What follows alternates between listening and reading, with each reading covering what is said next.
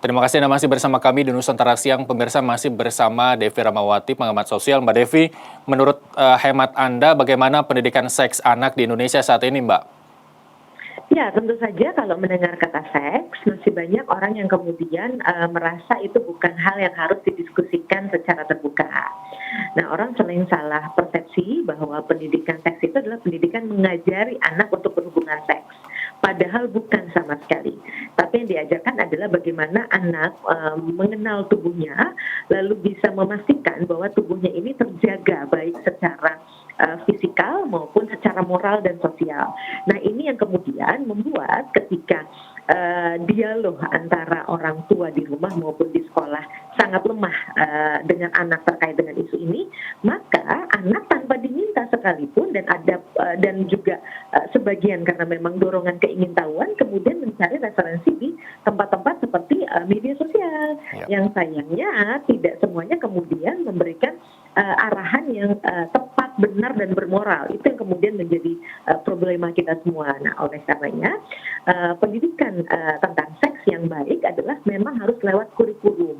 Kenapa? Karena kalau dengan lewat kurikulum artinya tidak ada satupun anak yang tidak memperoleh pendidikan yang sama. Karena kalau hanya mengandalkan orang tua, mohon maaf, tentu saja akan sangat sulit mengingat satu pengetahuan tentang orang tua yang juga mungkin bisa jadi terbatas dalam hal pengajaran soal isu tersebut. Lalu kemudian tidak semua orang tua yang melihat ini sebagai sesuatu yang penting. Padahal tanpa kita sadari, anak-anak kita sudah diserbu dan diserang dengan informasi-informasi yang tidak bermutu dan tidak bermoral itu setiap harinya, setiap detiknya. Baik, bolehlah kita bilang bahwa kecukupan literasi orang tua zaman dulu masih kurang terhadap pendidikan seks untuk anaknya. Tapi kan tidak dengan orang tua milenial yang saat ini kita tahu bahwa sudah tahu berbagai macam informasi, Mbak. Apakah memang kurikulum tetap harus ada pendidikan seksual ataukah mungkin ada upaya untuk menambah keilmuan literasi soal pendidikan seks kepada orang tua milenial saat ini, Mbak? Mas, berapa banyak orang tua yang rela menyisihkan waktunya untuk belajar soal ini? Karena mengetahui soal seksualitas dengan mengajarkan soal pendidikan seks itu dua hal yang berbeda, Mas. Itu satu. Lalu kenapa harus lewat kurikulum? Jelas, clear, lebih mudah mendidik guru-guru karena memang tugasnya adalah mengajar. Itu satu. Lalu yang kedua, kalau lewat kurikulum wajib, anak yang di Papua dengan anak yang di Jakarta akan mendapatkan materi yang sama. Artinya apa? Seakan terjadi kesetaraan. Kalau mengharapkan rumah-rumah saja secara moral atau secara kultural akan sulit, gitu loh. Kenapa kemudian tidak mungkin orang tua? Lalu yang ketiga, kata siapa orang tua milenial kemudian yang paling cakap soal literasi? Justru orang-orang yang hidup di zaman sekarang ini adalah orang-orang yang paling stres. Kenapa? Karena mereka tiap hari dibombardir dengan informasi, tapi mereka tidak tahu mana informasi yang tepat. Karena sekarang itu justru yang minim sekali adalah orang yang mampu mengkurasi, orang yang mampu memilih mana informasi yang benar, mana informasi yang tepat, mana informasi yang bermoral. Karena saking banjirnya informasi tersebut.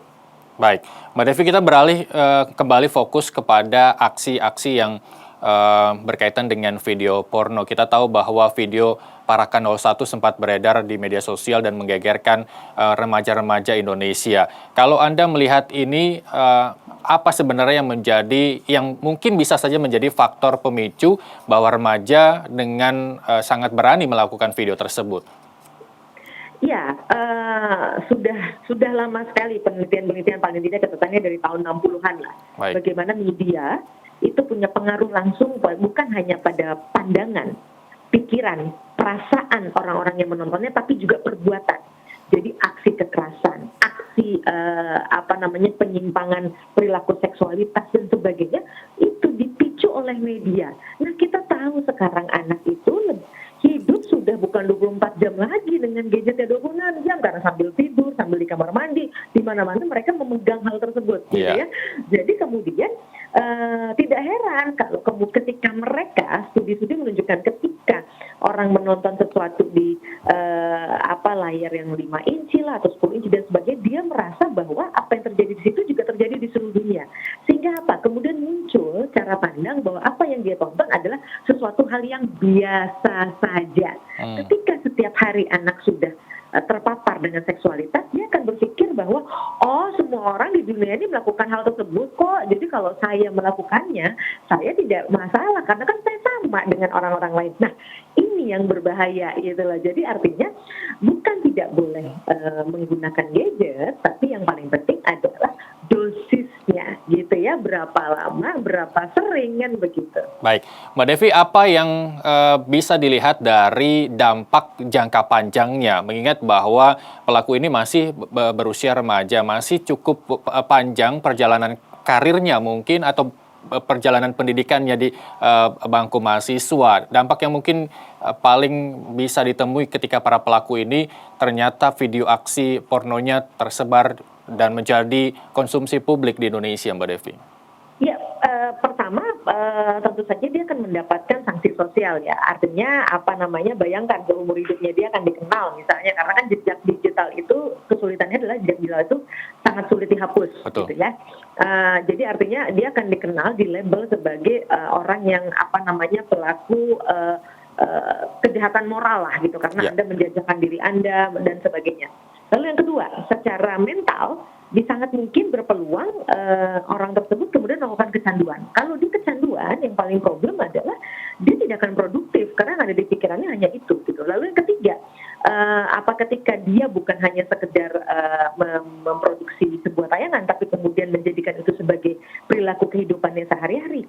Nah, potensi untuk mendapatkan penyakit-penyakit itu sangat tinggi gitu kan, karena dia melakukan perilaku seks yang sangat berisiko gitu. Betul. Ya, karena merasa itu suatu hal yang biasa saja dilakukan setiap hari, setiap saat, sesuka-sukanya dia. Nah, ini tantangan-tantangan yang pasti berpeluang dihadapi oleh anak dan remaja, termasuk orang dewasa yang melakukan hal ini. Baik, alih-alih untuk meminimalisir anggapan masyarakat terkait anaknya, orang tua memutuskan untuk menikahkan keduanya untuk menjaga ibaratnya nama baik sehingga masyarakat tidak terlalu larut membicarakan kejadian tersebut. Apakah ini langkah yang sudah tepat bagi para orang tua ketika aksi ini terblow up di media sosial, Mbak Devi?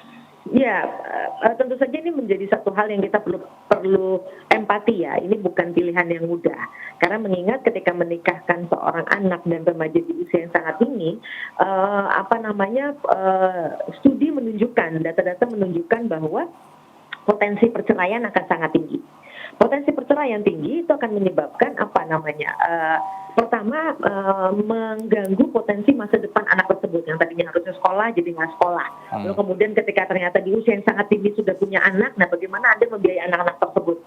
Bayangkan kalau anak tersebut kemudian jadinya terlantar akibat kemudian sebuah perceraian di usia yang sangat dini. Artinya kita menambah potensi, manusia-manusia Indonesia yang kemudian tidak siap mandiri, karena ketika ada bayi yang kemudian lahir di anak yang usia dini, kemungkinan menurut data-data kesehatan kan potensi dia kekurangan gizi misalnya itu juga sangat tinggi gitu ya. Nah, jadi siklus kemudoratan dari aksi tersebut sangat panjang dan itu nggak selesai gitu loh. Jadi artinya ini yang perlu dijadikan pertimbangan. Nah, bagi orang tua yang sudah terlanjur ya memang perlu ada upaya serius untuk mendampingi anak-anaknya. Tapi bagi kita semua yang memang menonton hal ini, melihat hal ini menjadi pelajaran apakah kita akan mengikuti jejak dari keluarga tersebut. Nah, itu pilihannya semua ada di tangan kita. Baik, apakah orang tua bisa melihat, Mbak Devi, ada perubahan perilaku ketika anaknya sudah mengenal dunia seks begitu atau sudah terlanjur melakukan hubungan seks? Ada perubahan-perubahan perilaku yang bisa dipantau oleh orang tua tidak atas perlakuan anaknya, Mbak Devi? Gini, kalau orang tua memang sulit lah. Artinya apa? Ketika kita memang tidak pernah membangun komunikasi dengan anak-anak, komunikasi itu bukan berarti harus setiap jam, setiap saat kita berkomunikasi ya. Tapi tentu saja itu akan mengurangi sensitivitas kita. Lalu yang kedua, suka tidak suka, kita memang harus masuk ke dunia digital tadi. Karena apa? Anak-anak sekarang itu sangat ekspresif. Jadi mereka kalau merasa tidak nyaman, tidak suka, putus pacar, lagi berduka, itu semua kelihatan di media sosialnya. Baik itu misalnya dia ganti profil dari jadi hitam semua misalnya, dan Oh kita iya. udah mulai bisa melihat nih, oh ini ada apa nih anak nih, kenapa jadi hitam-hitam? Atau kemudian dia jadi ngomel terus kan, apa namanya, menumpahkan kata-kata yang kasar. Ini ada apa nih misalnya, dan sebagainya. Atau kemudian kelihatan, nah dari situ juga kelihatan jejaringnya. Dari misalnya kita tahu anak kita misalnya terjaring dengan banyak ada 100 anak. 100 anak itu sebenarnya kita juga dengan mudah untuk menelusurinya, mengingat anak sekarang itu sangat ekspresif. Nah dari situ kan kita tahu kalau temennya itu ternyata suka ngomong kasar atau suka ngomongin soal seks. Dari situ kita bisa tahu, oh ini potensi anak saya juga apa namanya terpapar urusan seksualitas. Bisa jadi iya, karena kita adalah teman kita kan. Sangat sulit menghindari identitas kita dengan teman kita. Jadi kalau kita bisa lihat temannya anak-anak kita itu adalah model yang kayak begitu, kita perlu waspada gitu ya. Baik. Bukan berarti anak kita pasti begitu, tapi kita bisa melakukan P3K lah gitu ya, peringatan dini lah buat kita gitu loh. Baik. Mbak Devi, mungkin terakhir closing statement, kita tahu bahwa kejadian ini untuk diminimalisir bukan hanya tanggung jawab sepihak, entah itu orang tua, pelaku, korban, pemerintah, bahkan pihak kepolisian sekalipun bersinergi untuk meminimalisir penyebaran video ataupun pembuatan video ini. Menurut referensi Anda ataupun apa yang bisa dilakukan masyarakat untuk terhindar dari video yang benar-benar sangat merugikan, baik merugikan secara sosial, secara hukum pun iya. Bagaimana menurut Anda? Menurut saya salah satu yang paling bertanggung jawab adalah platform, karena mereka yang menciptakan teknologi itu. Oke. Kalau mereka bisa menciptakan kebebasan itu, harusnya mereka juga bisa mengatur kebebasan itu. Nah makanya kita perlu apresiasi, misalnya sekarang salah satu platform Instagram misalnya serius sedang membangun jalur khusus untuk anak-anak di bawah umur. Artinya mereka tidak lagi menggunakan Instagram yang khusus orang dewasa, di mana kebebasan luar biasa gitu ya. Nah artinya kalau pemerintah kan tentu saja sudah menjadi tanggung jawabnya dan sudah kelihatan betul siang malam untuk melakukan hal tersebut gitu ya. Tapi platform lagi-lagi sebagai pencipta kebebasan harusnya bisa juga mengatur kebebasan itu gitu. Baik, luar biasa Mbak Devi, terima kasih telah bergabung bersama kami di Nusantara Siang. Selamat kembali bertugas.